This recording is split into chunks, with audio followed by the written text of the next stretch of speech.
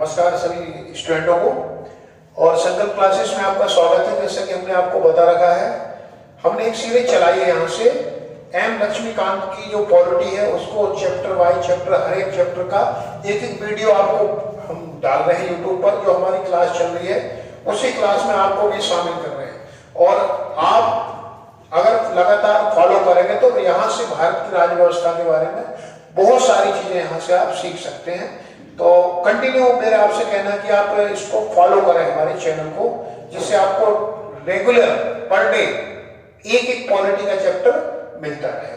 तो आज का जो चैप्टर है हमारा वो है संसदीय व्यवस्था। क्या संसदीय व्यवस्था क्या है? संसदीय व्यवस्था आखिर ये कॉन्सेप्ट कहां से आया, कैसे शुरुआत हुई, इसको समझते हैं। आधुनिक लोकतंत्र में, किसमें? आधुनिक लोकतंत्र में दो प्रकार की शासन व्यवस्थाएं चलती हैं। कितने प्रकार की? दो प्रकार की शासन व्यवस्थाएं चलती हैं। एक चलती है संसदीय और दूसरी चलती है राष्ट्रपति की। कौन सी? एक व्यवस्था है संसदीय, दूसरी व्यवस्था है राष्ट्रपति। राष्ट्रपति व्यवस्था की बात करें तो आप देख सकते हैं सीधा अमेरिका को, और संसदीय व्यवस्था है तो भारत को आप देख सकते हैं। हमारे संविधान का अनुच्छेद 74 और 75, आर्टिकल 75 और 74 और 75 हमारे देश में संसदीय व्यवस्था के बंद करते हैं। और राज्य में अगर हम देखें तो राज्य में भी हमारी संसदीय व्यवस्था है। क्या है? संसदीय व्यवस्था। आर्टिकल 163 एंड 164 ये संसदीय व्यवस्था, याद रखना। संसद नहीं, संसद के बारे में बताता है आर्टिकल 79, लेकिन संसदीय व्यवस्था, इसको इंग्लिश में बोलते हैं पार्लियामेंट्री सिस्टम। इस सिस्टम के बारे में आर्टिकल 74, 75 केंद्र में और राज्यों में 163, 164 बताते हैं। अगर हम बात करें दोनों व्यवस्थाओं की तो दोनों व्यवस्थाओं में थोड़ा सा यहाँ पर अगर आप डिफरेंस समझेंगे तो आप भली भांति इस चीज को जान सकते हैं कि क्या होती है संसदीय व्यवस्था और क्या होती है राष्ट्रपति शासन। सबसे पहले हम देखते हैं संसदीय व्यवस्था को। संसदीय व्यवस्था या प्रणाली, प्रणाली शब्द बड़ा अच्छा लगेगा मेरे ख्याल से, क्योंकि एक सिस्टम है, एक प्रणाली है, हर एक चीज एक दूसरे से जुड़ी हुई है। संसदीय प्रणाली में सबसे पहले जो हमारी कार्यपालिका होती है, कौन? कार्यपालिका, बड़ी अच्छी चीज है। कार्यपालिका विधायिका के प्रति, किसके प्रति? विधायिका के प्रति उत्तरदायी होती है। उत्तरदायी, आप देखते हैं कि मोदी जी कोई योजना बनाते हैं, कोई काम करते हैं, उस पर संसद में सवाल पूछा जाता है, आपने काम किया तो कैसे किया, जवाब दे। समझ रहे हो? उत्तरदायी। तो क्या होती है? कार्यपालिका के प्रति, कार्यपालिका विधायिका के प्रति, विधायिका के प्रति उत्तरदायी होती है। कार्यपालिका का मतलब है वो समूह जो काम करता है, पूरा मंत्रिमंडल, और विधायिका का मतलब क्या है? वो समूह जो विधि बनाता है। अर्थात हम अपनी सामान्य भाषा में बोले तो लोकसभा, राज्यसभा। यानी कि इसको और कंक्लूज करें तो संसदीय प्रणाली में सरकार, कार्यपालिका कौन है? सरकार। सरकार संसद के प्रति जिम्मेदार हो, जवाबदेह होती है। संसद के प्रति जवाबदेह या उत्तरदायी होती है। संसद को, सरकार ने उत्तर देना होता है। इसे 2-3 नामों से और जाना जाता है वर्ल्ड में। इसको हम कैबिनेट सरकार भी बोल सकते हैं, इन्हें उत्तरदायी सरकार भी बोल सकते हैं। यह इसे ब्रिटेन का शब्द है वेस्टमिंस्टर स्वरूप, वेस्टमिंस्टर स्वरूप के नाम से भी संसदीय प्रणाली को जाना जाता है। किस नाम से जाना जाता है? वेस्टमिंस्टर प्रणाली, कैबिनेट सरकार या उत्तरदायी सरकार के नाम से भी जाना जाता है। अच्छा, वहीं दूसरी तरफ इसके अपोजिट राष्ट्रपति शासन की बात करें। किसकी? राष्ट्रपति की। मैं रेड पेन से लिख दूं तो आप समझने में आसानी हो जाएगी। राष्ट्रपति शासन नहीं, प्रणाली। क्या? प्रणाली। संसदीय प्रणाली हमारे देश की, राष्ट्रपति प्रणाली यूएस की। हम कंपैरिजन कर रहे हैं हमारे देश में और यूएस में। तो संसदीय प्रणाली में व्यवस्थापिका, जो कार्यपालिका होती है, वो व्यवस्थापिका के प्रति, विधायिका के प्रति जवाबदेह नहीं होती। विधायिका के प्रति यहां क्या था? जवाबदेह थी, उत्तरदायी थी। यहां उत्तरदायी नहीं हुई। सबसे बड़ा डिफरेंट। दूसरा है संवैधानिक रूप से, क्या है? संवैधानिक रूप से अपने कार्यकाल के मामले में विधायिका से स्वतंत्र होती है, अर्थात किसी भी प्रकार का कार्यपालिका के ऊपर विधायिका का फोर्स नहीं होता, विधायिका का दबाव नहीं होता। यह गैर उत्तरदायी गवर्नमेंट होती है। क्या होती है? गैर उत्तरदायी, किसी भी प्रकार का इसके लिए ये उत्तरदायी नहीं होती, गैर उत्तरदायी गवर्नमेंट होती है। किसके प्रति? गैर उत्तरदायी, विधायिका के प्रति। यानी कि आप देखोगे हमारे देश में संसद के अंदर हमारे प्रधानमंत्री जी का जाना होता है और वहां पर विपक्ष उनसे सवाल पूछता है, लेकिन अमेरिका के सिस्टम में ऐसा नहीं है। एक कानूनविद हुए, संवैधानिक विशेषज्ञ हैं ब्रिटेन के, उनका नाम है आइवर जेनिंग्स। कौन? Ivor Jennings. आइवर जेनिंग्स ने संसदीय प्रणाली को कैबिनेट व्यवस्था कहा है। पॉइंट आपको याद रखना चाहिए, कैबिनेट व्यवस्था किसने कहा है? Ivor Jennings. विश्व में सबसे पहला संसदीय व्यवस्था ब्रिटेन में लागू हुई थी, इस चीज को भी आपको याद रखना पड़ेगा। ब्रिटेन विश्व में सबसे पहले संसदीय व्यवस्था ब्रिटेन में लागू हुई थी। कहां लागू हुई थी? ठीक है, तो ये डिफरेंट, बेसिक डिफरेंट आप दोनों चीजों के बीच में समझ गए कि क्या है संसदीय प्रणाली और क्या है राष्ट्रपति प्रणाली। एक बार फिर से समझते हैं, आधुनिक विश्व में दो प्रकार की शासन प्रणालियां चलती हैं। कितने प्रकार की?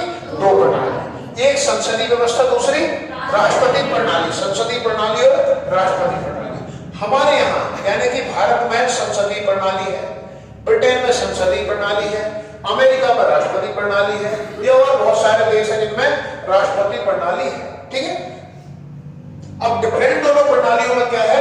संसदीय प्रणाली में कार्यपालिका अर्थात सरकार संसद के प्रति जवाबदेही रहती है, विधायिका के प्रति जवाबदेही रहती, उत्तरदायी रहती है। राष्ट्रपति प्रणाली में विधायिका गैर उत्तरदायी होती है, सबसे इसका अहम। ठीक है, अच्छा, यहां से एक चीज और निकल करके आती है। क्या निकल कर आती है? क्योंकि दोनों व्यवस्थाओं में अच्छी कौन सी है ना? क्योंकि हम बोलते हैं, हम आमतौर पर बोलते हैं भारत में भी राष्ट्रपति व्यवस्था हो जाए, और जिनको थोड़ा सा राजनीतिक जो ज्ञान नहीं है, पॉलिटिकल नॉलेज, वो बोलते हैं राष्ट्रपति शासन लग जाए भारत में, बोलते हैं ना। तो अमेरिका में राष्ट्रपति शासन नहीं है, उनकी व्यवस्था राष्ट्रपति प्रणाली, उनकी शासन करने की। हमारी व्यवस्था क्या है? संसदीय प्रणाली। अब चूंकि सवाल यहाँ पे उठता है कि हमने संसदीय प्रणाली ली, ब्रिटेन यूएसए ने, अमेरिका ने, संयुक्त राज्य अमेरिका ने राष्ट्रपति प्रणाली ली, दोनों में से अच्छा कौन है? उठ सकता है ना सवाल, तो दोनों में से अच्छा कौन है? तो दोनों की अपनी अपनी व्यवस्था है, ना कोई अच्छा है ना खराब है, दोनों की अपनी अपनी व्यवस्थाएं और दोनों प्रणालियां अपने अपने देश के हिसाब से बेस्ट है। क्योंकि अमेरिका की जो कंडीशन थी, ज्योग्राफिकल कंडीशन हम बोले, राजनीतिक कंडीशन, उस समय की तात्कालिक कंडीशन वो अलग थी, और भारत की तात्कालिक कंडीशन अलग थी। भारत की कंडीशन कैसी थी कि भारत में जब हम आजाद हुए, हमारा संविधान बना, किससे लिया हमने? जो सिस्टम, पार्लियामेंट्री सिस्टम, ब्रिटेन से। और क्यों लिया? क्योंकि उसी चीज के तो हम आदी थे। अब आप बॉल पेन से लिखने का आदी हो, लेकिन अचानक अगर आपको इंक पेन, जेल पेन मिल जाए तो थोड़ा होगा ना गड़बड़, है ना? आपको बाइक चलाने का आप आदी हो, लेकिन आपको एक दिन बोलेंगे नहीं भाई आप क्लास में बाइक से मत आओ, पैदल आओ, दिक्कत होगी। तो इसीलिए भारत ने उस असुविधा से बचने के लिए जो सिस्टम ब्रिटेन का था वो ले लिया। और भी बहुत सारे कारण थे, हम एक एक करके देखेंगे। सबसे पहले देखते हैं संसदीय प्रणाली की विशेषताएं।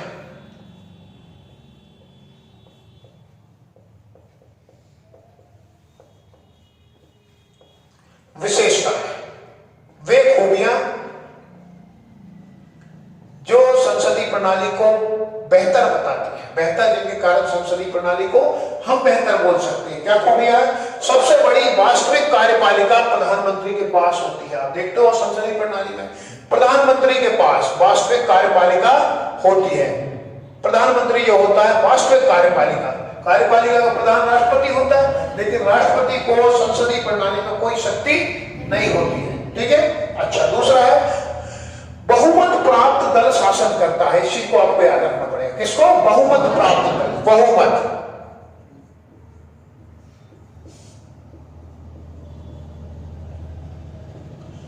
बहुमत प्राप्त दल शासन करता है।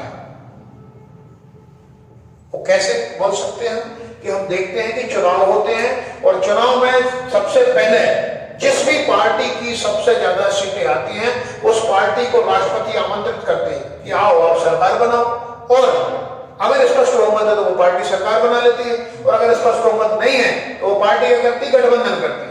तो गठबंधन में प्रधानमंत्री किसका बनता है, जो सबसे बड़ी पार्टी हो। तो हम बोल सकते हैं बहुमत प्राप्त दल शासन करता है। संसदीय प्रणाली में बहुमत प्राप्त दल शासन करता है। आगे देखते हैं सामुदायिक सामूहिक उत्तरदायित्व।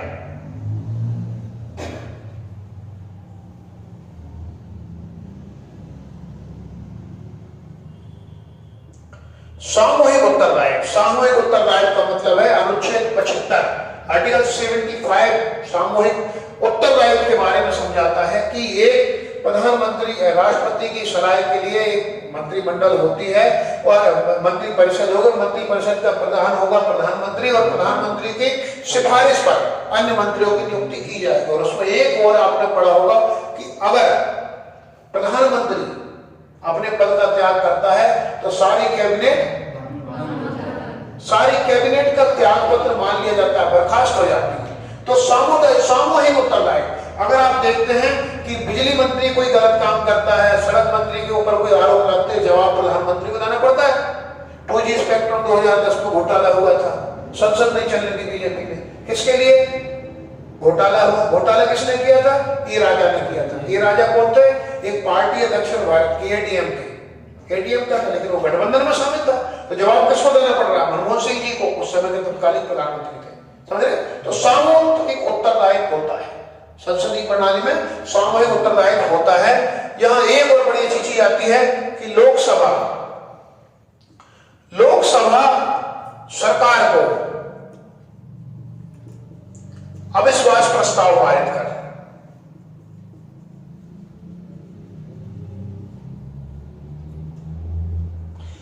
लोकसभा सरकार को अविश्वास प्रस्ताव के द्वारा हटा सकती है, प्रधानमंत्री को हटा सकती है, सरकार को गिरा सकती है। कौन? लोकसभा। 3-4 क्वेश्चन यहां से बन सकते हैं।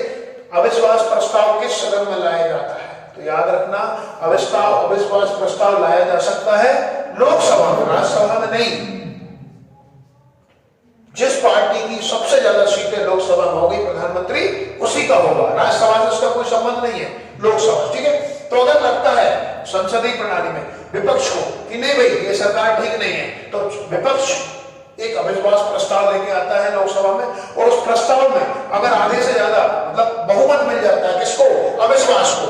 सरकार के विपक्ष को प्रस्ताव जाता है तो सरकार गिर जाती है। जैसे कि 1998 में अटल बिहारी वाजपेयी जी की 13 दिन की सरकार गिर गई थी। ठीक है? तो इस प्रकार से ये होता है। 98 97 की बात है, वो 13 दिन की सरकार गिर गई थी, अविश्वास प्रस्ताव एक वोट से गिरी थी। तो अगर लगता है पार्टियों को कि भाई जो सरकार चल रही वर्तमान में अच्छा काम नहीं कर रही है, उसको हटाया जा सकता है अविश्वास प्रस्ताव के द्वारा। यहां पर राजनीतिक एकरूपता भी देखी जाती है। क्या देखी जाती है? राजनीतिक एकरूपता।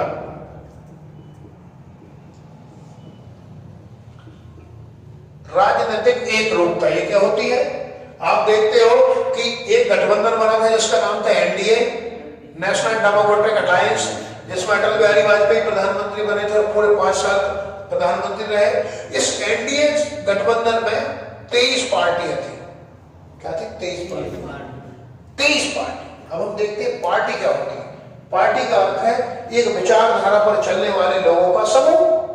पार्टी बन गई एक समान राजनीतिक विचारधारा के चलने वाली लोग। तो आप देखोगे 23 लोगों की एक रूपता आ गई राजनीति, आगे नहीं आई।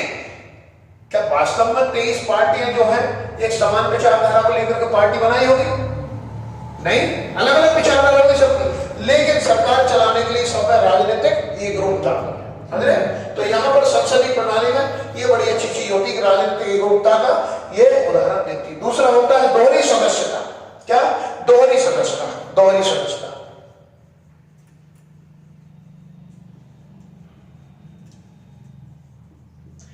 इसकी एक और विशेषता है दोहरी सदस्यता, अर्थात संसदीय प्रणाली में एक व्यक्ति या तो लोकसभा का सदस्य बनकर प्रधानमंत्री बन सकता है या राज्यसभा का सदस्य बनकर प्रधानमंत्री बन सकता है। हमने देखा कि मनमोहन सिंह जब प्रधानमंत्री बने थे 2004 में, कांग्रेस पार्टी को गठबंधन हो गया, सोनिया गांधी को प्रधानमंत्री बनाने का चलने लगा, पार्टी में विपक्ष ने विरोध किया, विदेशी मुद्दे को विदेशी मूल का मुद्दा उठा दिया। किसको बनाया? बोले मनमोहन सिंह जी को बना दो, काबिल आदमी है। मनमोहन सिंह जी तो संसद सांसद ही नहीं है, अपने जीवन काल में एक बार चुनाव लड़े मनमोहन सिंह फिरोजपुर से, और वो चुनाव भी हार गए। अब क्या करें? बोले नहीं बनवा, आप प्रधानमंत्री बनाओ इनको, हम दूसरे सदन से, हाँ राज्यसभा से, तो क्या है? दोहरी सदस्यता, अर्थात वो व्यक्ति जो या तो लोकसभा का सदस्य हो या राज्यसभा का सदस्य हो, किसी भी सदस्य होते हुए एक अगर सदस्यता ले लेता है तो मंत्री या प्रधानमंत्री बन सकता है। यानी कि आप यहां से एक काबिल आदमी को प्रधानमंत्री बना सकते हो। मनमोहन सिंह काबिल आदमी थे, ठीक है, तो उस काबिल आदमी को आप प्रधानमंत्री बना सकते हो। इसकी एक अहम विशेषता है दोहरी सदस्यता। क्या है? यहां से दोहरी सदस्यता का प्रावधान है, ठीक है। आगे देखते हैं, निचले सदन का विघटन। निचले सदन का विघटन हो सकता है, किसका? लोकसभा का विघटन। कैसे? ये आप देखते हो सरकार को 4.5 साल हो गए और अब प्रधानमंत्री को लगता है कि भाई अब मैंने दोबारा चुनाव कराने लेने के लिए आगे बढ़ना चाहिए, तो वो क्या करेगा? राष्ट्रपति के पास अपने सिफारिश कर देगा। क्या? बोले चलो लोकसभा का विघटन, प्रधानमंत्री की सिफारिश पर राष्ट्रपति के द्वारा विघटन किया जा सकता है संसद का और दोबारा चुनाव हो सकते हैं। ये सिर्फ ये विशेषता संसदीय प्रणाली, किसमें? संसदीय प्रणाली। राष्ट्रपति प्रणाली में इसका अपोजिट होता है, राष्ट्रपति प्रणाली में इसका उल्टा होता है, ठीक है। मंत्री जो होते हैं संसदीय प्रणाली में पद एवं गोपनीयता की शपथ लेने के बाद उसी सिद्धांत पर काम करते हैं। अब वो करें अथवा नहीं करें, है ना, कईयों को तो ऐसे मंत्रियों को शपथ लेनी नहीं आती, 2 बार शपथ हो जाती है तो पर ये प्रावधान है। चलो ठीक है। अच्छा, राष्ट्रपति, यहां से अगले देखते हैं राष्ट्रपति की विशेषताएं। जो राष्ट्रपति प्रणाली है उसकी कुछ एक अपनी विशेषताएं हैं, हम 60 में देखेंगे, अभी बोर्ड का सहारा नहीं लेंगे, टाइम ज्यादा लगेगा, है ना। 60 में देख लेते हैं इसका। तो ऐसे है क्या, इससे आपसे कोई विशेषता नहीं पूछेगा, लेकिन यहाँ से क्वेश्चंस बनते हैं। आपको ये पता चल गया होगा भैया प्रधानमंत्री बनने के लिए किसी एक सदन से हम सदस्य हो सकते हैं, बहुत सारी इसकी अपनी अपनी विशेषताएं। तो यहां हम देखते हैं राष्ट्रपति प्रणाली, राष्ट्रपति प्रणाली की विशेषताएं। सबसे पहली बात तो यह है कि राष्ट्रपति प्रणाली कहां है? अमेरिका में। तो थोड़ा सा हम अमेरिका के परिप्रेक्ष्य में देखेंगे। अमेरिका में राष्ट्रपति के जो प्रणाली है, राष्ट्रपति शासन प्रणाली, उसके बारे में उनका संविधान बोलता है, और हमारी संसदीय प्रणाली वाले में हमारा संविधान बोलता है, ठीक है। अच्छा, अमेरिका में राष्ट्रपति 4 साल के लिए चुना जाता है। कितने? 4 साल। हमारे यहाँ प्रधानमंत्री 5 साल, मतलब 5 साल अधिकतम है। उससे पहले कभी भी गिरा सकते हो सरकार अविश्वास प्रस्ताव, लेकिन 5 साल से ज्यादा नहीं चलेगा। तो अमेरिका में कितना है? 4 साल। अमेरिका में दूसरी चीज ये होती है कि राष्ट्रपति जो होता है एक राज्य और सरकार दोनों का मुखिया होता है। राष्ट्रपति बहुत पावरफुल होता है अमेरिका में। तीसरी चीज ये है, कांग्रेस द्वारा गैर संवैधानिक कार्य के लिए राष्ट्रपति को हटाया जा सकता है। अमेरिका में कौन हटाता है? कांग्रेस, ठीक है। गैर संवैधानिक काम के लिए, गैर संवैधानिक काम के लिए राष्ट्रपति को हटाया जा सकता है। और एक अच्छी चीज है कि वहां किचन कैबिनेट होती है अमेरिका में। क्या होती है? Kitchen cabinet. राष्ट्रपति की गैर निर्वाचित छोटी कैबिनेट होती है, गैर निर्वाचित, समझ रहे नहीं, यानी कि वो व्यक्ति जो किसी हाउस का सदस्य नहीं है, लेकिन उसको भी वहां मंत्री बनाया जा सकता है। किसके द्वारा? राष्ट्रपति द्वारा। अमेरिका की एक हमसे डिफरेंट चीज है। हमारे यहाँ क्या प्रावधान है कि आपको किसी एक सदन का सदस्य होना चाहिए, लेकिन अमेरिका में नहीं है। आपके ऊपर राष्ट्रपति मेहरबान है, जो बाइडेन की मेहरबानी हो जाए किसी को भी राष्ट्रपति बना सकता है, ठीक है। अच्छा, कैबिनेट का काम अमेरिका में, कैबिनेट का काम सिर्फ और सिर्फ परामर्श देने का होता है। एक परामर्शदात्री समिति होती है अमेरिका में। राष्ट्रपति कैबिनेट के सदस्यों को हटा सकता है। ये प्रावधान भारत में भी है। भारत में मतलब आमतौर पर संविधान में नहीं लिखा, संविधान में तो लिखा है राष्ट्रपति को ही त्याग पत्र देगा मंत्री, मंत्री को राष्ट्रपति हटाएगा। लेकिन अमेरिका में भी यही है, राष्ट्रपति वहां के जो मंत्री हैं, सदस्य हैं कैबिनेट के, उनको हटा सकता है। राष्ट्रपति हाउस ऑफ कॉमन्स या रिप्रेजेंटेटिव का विघटन नहीं कर सकता। जैसे हमारे यहाँ क्या लोकसभा, वहां हाउस ऑफ कॉमन्स, मीनिंग वही है, हाउस ऑफ कॉमन। हम होते लोकसभा, लोगों की, और वहां क्या? House of Commons. कॉमन्स का मतलब क्या? आम लोगों की, निचला से, समझ रहे? तो हाउस ऑफ कॉमन्स और लोकसभा एक से। लेकिन हमारे देश में क्या है कि लोकसभा को प्रधानमंत्री की सिफारिश पर राष्ट्रपति के द्वारा विघटन किया जा सकता है, विघटित की जा सकती है। लेकिन अमेरिका में राष्ट्रपति इतना शक्तिशाली नहीं है कि हाउस ऑफ कॉमन्स का विघटन कर सके, ठीक है, सॉरी हाउस ऑफ रिप्रेजेंटेटिव का विघटन कर सके, ठीक है। चलो आगे देखते हैं। अमेरिका में शक्तियों के विभाजन का सिद्धांत प्रावधायक रहता है। तो ये छोटी छोटी चीजें थी जो हमने देखी, क्योंकि कल हम पढ़ने वाले संसदीय व्यवस्था, तो उस व्यवस्था में आपको बहुत सारी चीजें डिफरेंट आएंगी। स्वाभाविक से एक सवाल उठता है मन में कि भाई हमारे देश में प्रधानमंत्री, अमेरिका में प्रधानमंत्री नहीं है, राष्ट्रपति है। आता है ना, हम भी छोटे थे जब पढ़ी नहीं थी चीजें, समझी नहीं थी, विचार अमूमन आता है, ठीक है। अच्छा, कुछ एक गुण और कुछ एक दोष और देख लेते हैं अगर हम देखना चाहें तो। संसदीय व्यवस्था में कुछ एक गुण है। विधायिका एवं कार्यपालिका के मध्य सामंजस्य जरूरी होता है। क्या? विधायिका और कार्यपालिका के मध्य सामंजस्य। कैसे? कि जब तक विधायिका नहीं चाहेगी कोई भी बिल पास करा के दिखाना सरकार, समझ रहे नहीं, तो एक सामंजस्य बिठाना होता है। आप देखते हो कि किसी भी सदन को चलने से पहले एक सर्वदलीय बैठक बुलाई जाती प्रधानमंत्री के द्वारा, बुलाई जाती किस लिए? सर्वदल। क्या है वो दल? विधायिका। विधायिका में कौन बैठता है? सारे लोग बैठते हैं, सर्वदलीय बैठक बुलाई जाती है। तो कहने का मतलब है कि कार्यपालिका और विधायिका में, संसदीय प्रणाली में एक सामंजस्य का होना जरूरी होता है। उत्तरदायी सरकार होती है। दूसरा अगर हम गुण माने तो हम बोल सकते हैं कि संसदीय प्रणाली की सरकार उत्तरदायी होती है। एक उससे उत्तर मांगा जा सकता है, ठीक है। अगला, यहां निरंकुशता का प्रतिषेध, प्रधानमंत्री निरंकुश नहीं हो सकता। संसदीय प्रणाली की सबसे अच्छी विशेषता है निरंकुश। क्यों? होकर देखा है, विपक्ष संसद नहीं चलने देगी।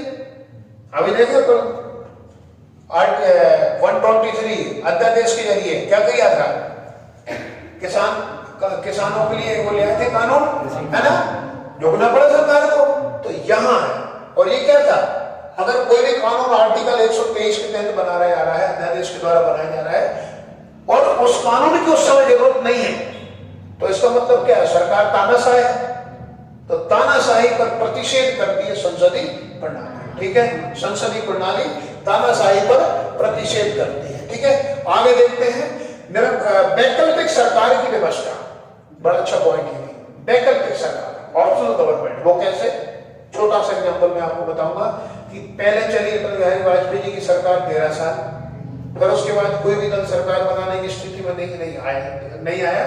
तो क्या होता है कि एक व्यक्ति होते हैं जिनका नाम होता है इंद्र कुमार गुजराल, उनको प्रधानमंत्री बना दिया जाता है। जबकि इंद्र कुमार गुजराल के पास बहुमत था ही नहीं, 40-45 सीटें कुल थी जनता पार्टी की उनकी। तो वैकल्पिक सरकारी व्यवस्था की जा सकती है कुछ समय के लिए। कैसे? कि सारी पार्टियां तैयार हो गई, सबने समर्थन दे दिया, प्रधानमंत्री बना दिया। तो संसदीय प्रणाली क्या होता है? वैकल्पिक सरकार की व्यवस्था की जा सकती है। जिसके पास बहुमत नहीं है उस दल की भी सरकार बन सकती है, दूसरे दल सपोर्ट कर देते हैं। एक और अच्छा प्रावधान होता है, बोला बाहर से समर्थन देना। सुना होगा आपने, बाहर से समर्थन, सरकार में शामिल नहीं है लेकिन बाहर से समर्थन दे दिया। भाई ठीक है, देश में दोबारा चुनाव नहीं कराने तो हम बाहर से समर्थन दे रहे हैं, ताकि कुछ दिनों के लिए सरकार चल जाए, और अच्छा काम करे तो लगातार चल जाए, और खराब काम करे तो समर्थन वापस सरकार, ठीक है। तो क्या होता है कि वैकल्पिक सरकार की व्यवस्था होती है, व्यापक प्रतिनिधित्व मिलता है। यहाँ पर क्या होता है? संसदीय प्रणाली में व्यापक प्रतिनिधित्व मिलता है। बहुत सारे लोग मंत्री बनाए जा सकते हैं, बहुत सारे लोगों को जिम्मेदारियां बनती हैं, ठीक है। तो ये इसका गुण है। अब किसी भी चीज के गुण होते हैं, दोष भी होते हैं, दोष होते हैं, ड्रॉबैक भी होते हैं। इसके दोष आप बोलोगे अस्थिर सरकार, अगर सब्जेक्टिव का सवाल है कि कुछ एक दोष बताइए, तो संसदीय प्रणाली का सबसे बड़ा दोष है अस्थिर सरकार। सरकार को कभी भी गिराया जा सकता है। आप देखोगे अविश्वास पर मत ले आए, पारित हो गया, सरकार गिर गई, ठीक है। सबसे बड़ा दोष अस्थिर सरकार। आप 5 साल अधिकतम सीमा है सरकार की, लेकिन उससे पहले कभी भी सरकार को गिरा सकते हो। नीतियों की निश्चितता का अभाव, नीतियों की निश्चितता का अभाव बड़ी अच्छी बात है। नीतियों की निश्चितता का अभाव, संसदीय प्रणाली की सरकार में नीतियों की निश्चितता का अभाव होता है। वो कैसे होता है? कि हर 5 साल पता नहीं किसकी सरकार जाएगी। आप देखोगे कि इंदिरा गांधी की सरकार ने 1942 में संविधान संशोधन 1976 में कर दिया, ठीक है। इसको मिनी कॉन्स्टिट्यूशन बोलते हैं। अगली सरकार आ गई मोरारजी देसाई की, मोरारजी देसाई ने 44वें संविधान संशोधन 1978 कर दिया और इसमें जितने भी नीतियां थी इंदिरा गांधी की पलट दी। समझ रहे ना? तो बहुत सारी नीतियां चीजें हैं, नीतियों का अभाव होता है, स्पष्टता, अनिश्चित नीतियां होती है। अब इसके नुकसान क्या होते हैं कि अगर ये सब सिस्टम चलता रहता है, जैसे एक प्रधानमंत्री ने कोई पॉलिसी बनाई और दूसरी पॉलिसी दूसरा प्रधानमंत्री चेंज करेगा, तो इससे सबसे बड़ा नुकसान होता है विदेशी निवेशक जो आते हैं उनको। भैया हमने आज फैक्ट्री लगा ली, लेकिन कल कोई ऐसा प्लान कर दिया प्रधानमंत्री ने तो भाई काम समझ रहे? तो नीतियों की निश्चितता का अभाव पाया जाता है संसदीय प्रणाली में। ठीक है, चलो आगे देखते हैं। शक्ति के पृथक्करण के विरुद्ध, शक्ति के पृथक्करण के विरुद्ध है। शक्ति के पृथक्करण वो क्या होता है? शक्ति के पृथक्करण हाँ, उसके विरुद्ध है ये प्रणाली, शक्ति के पृथक्करण के विरुद्ध। और एक बड़ा अच्छा पॉइंट है जो कि सबसे अच्छा मेरे को पॉइंट ये लग सकता है, अकुशल व्यक्तियों द्वारा सरकार का संचालन। अकुशल, बिल्कुल नालायक गधे होंगे, लेकिन 4 सीटें किसी के पास। एक पार्टी उत्तर प्रदेश की अपना दल, उसमें पिछले चुनाव में उसकी अनुप्रिया पटेल है उसकी राष्ट्रीय अध्यक्ष, अपना दल की। ठीक है, तो उसकी 2 या 3 सीटें जीती। वो जीती भी क्या, बीजेपी के साथ गठबंधन किया उत्तर प्रदेश में, और अनुप्रिया पटेल को मंत्री बनाया गया, महिला बाल विकास राज्य मंत्री। अब अनुप्रिया पटेल ठीक है, पढ़ी लिखी होगी, मैं नहीं बोल रहा, लेकिन कुछ ऐसे लोग हैं जो समर्थन के बदले प्रधानमंत्री बन जाते हैं, और मंत्री बनकर क्या है, वो कुशल नहीं है, अकुशल है, लेकिन उसके पास ताकत आ जाती है, और अपनी ताकत के बल पर वो एक पढ़े लिखे IAS को घुमाते हैं। तो समझ रहे नहीं कितना बृहद दोष है। अगर आप बोलोगे संसदीय प्रणाली के दोष सबसे बड़े दो, तो पहला दोष तो यही बोलूंगा मैं कि अस्थिर, पहला दोष यही बोलूंगा कि अकुशल व्यक्तियों के द्वारा सरकार का संचालन किया जा रहा है, जो कुशल नहीं है, नालायक बोले वो बन सकते हैं, है ना? अच्छा, दूसरा अस्थिर सरकार है। ठीक है, हाँ, तो ये कुछ है इसके एक दोष थे, इस प्रणाली के दोष थे।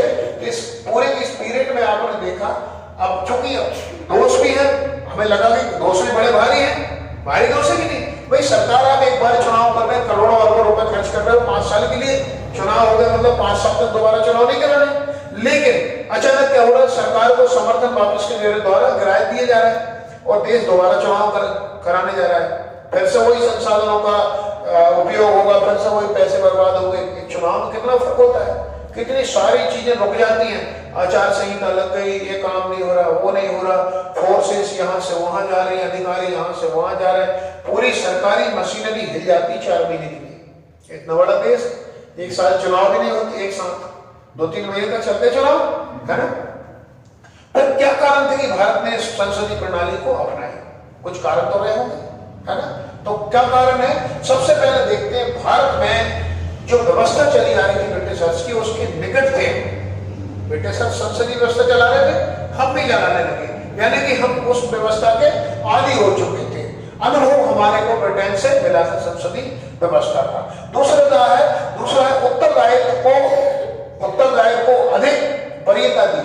भारत में उत्तरदायित्व को अधिक वरीयता दी, मतलब कि प्रधानमंत्री जो है या कार्यपालिका जो है हमेशा उत्तरदायी रहे, किसके प्रति? विधायिका के प्रति। इस चीज को हमने अधिक वरीयता दी। हमने ये नहीं बोला भैया एक व्यक्ति पूरी तरह ताकतवर बन जाए।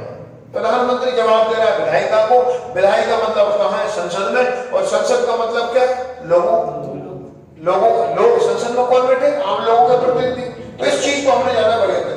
विधायिका एवं कार्यपालिका में टकराव की आवश्यकता को रोकने के लिए, विधायिका एवं कार्यपालिका में टकराव की आवश्यकता रोकने के लिए भी हमने संसदीय व्यवस्था को लिया। वो कैसे लिया कि आप देखोगे प्रधानमंत्री कोई भी काम कर रहा है, यानी कार्यपालिका कोई काम कर रही है, सबसे पहले उसको विधायिका को विश्वास में लेना पड़ेगा। नहीं लेगा तो क्या होगा? काम नहीं करने देंगे विधायिका।